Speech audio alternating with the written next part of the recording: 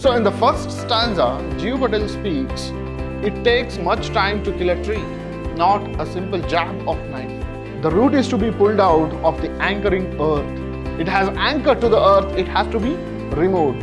It is to be roped, tied and pulled out, snapped out or pulled out entirely out from the earth cave. The poet sarcastically and vividly picturizes the process of killing a tree, and finally it is done. What is done? We have successfully destroyed a tree. It is no matter to be proud of.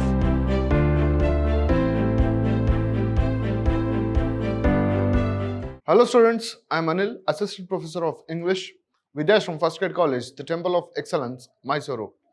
In this session, we are going to look at a poem titled On Killing a Tree by Patel for the students of B.Ba first semester. On Killing a Tree, the poem goes like this by Patel. Patel is an environmentalist and a poet.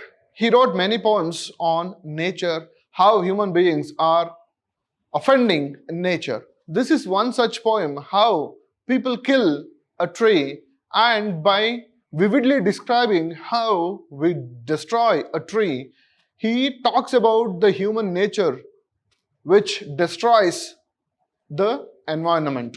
It takes much time to kill a tree, not a simple jab of knife will do it. It has grown, slowly consuming the earth, rising out of it, feeding upon its crust, absorbing years of sunlight, air and water, and out of it leprous hide, sprouting leaves. So in the first stanza, Patel speaks, it takes much time to kill a tree, not a simple jab of knife. It takes much time to kill a tree. He says that it takes much time to kill a tree. He is sarcastically telling, but we human beings have successfully destroyed many forests without much time. Not a simple jab of knife. So killing a tree is not a simple jab of knife. If you just jab a knife to the tree, it won't die.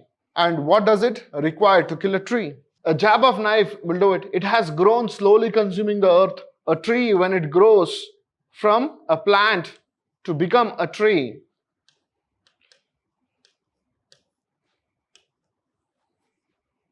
slowly consuming the earth, it takes all the necessary things from earth, raising upon its crust. So on earth's crust, it has grown. It has slowly consuming the earth, rising out of it, feeding upon its crust, absorbing years of sunlight.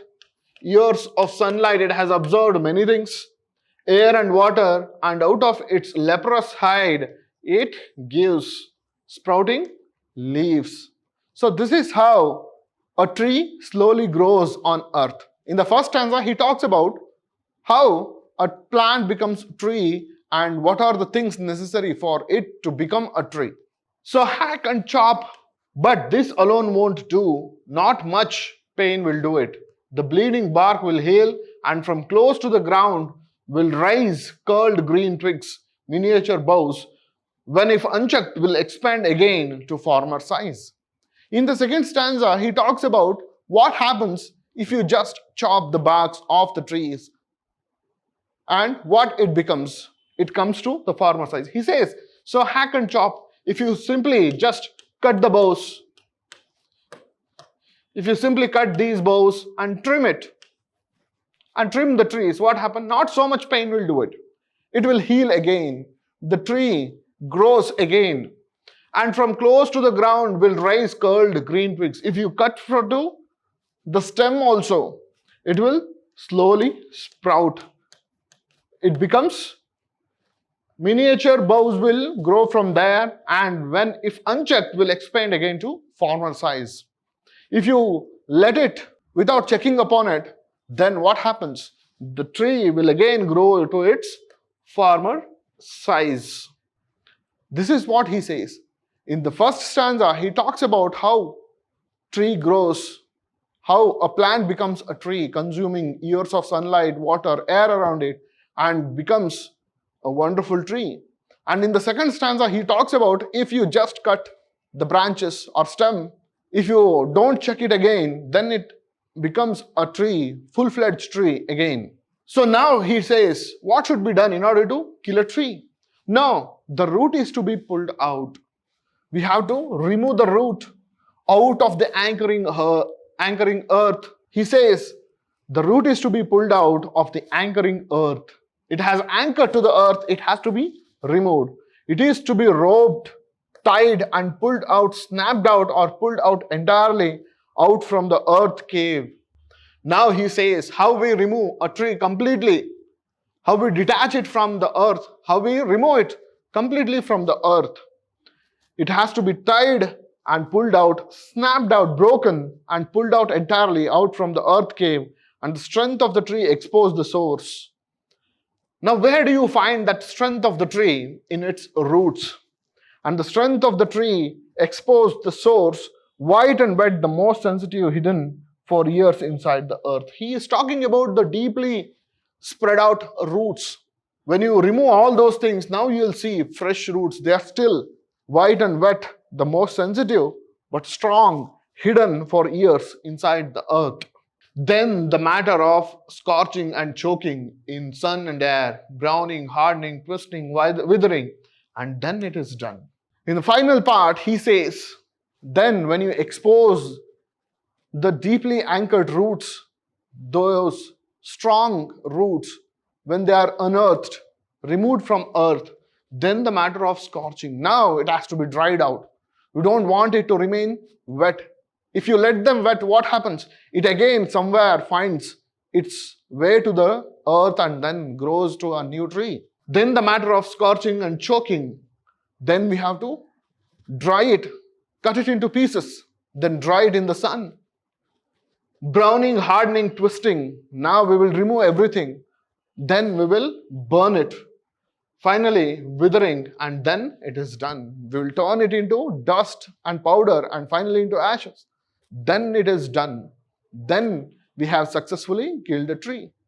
But is it a question to be proud of? Killing a tree is not a question to be proud of our task. Therefore, the poet sarcastically and vividly picturizes the process of killing a tree, and finally it is done. What is done? We have successfully destroyed a tree. It is no matter to be proud of. Like this, G.U. Patel has wonderfully picturized the process of cutting down a tree. In the first stanza, he says, how does a plant become tree? It consumes all the necessary things from the earth, light, water, air, and then it becomes a beautiful tree. A simple jab, if you just poke the tree with knife, it won't die. But what should be done? He explains in the next stanza. In the next stanza, he says, if you just cut the branches, the stem, and leave it unchecked, it will again come back to the former size. Therefore, he says it is not that simple. He says we have to cut all the branches, then we have to dig deep into the earth.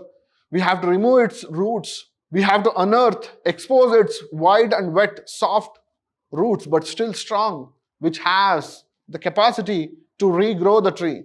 And finally, it's job done when we bring everything out of the earth, dry it, cut it into pieces, burn it and turn it into powder form or ash form. Finally, we have successfully destroyed the tree. With this, we shall meet in the next class. Thank you.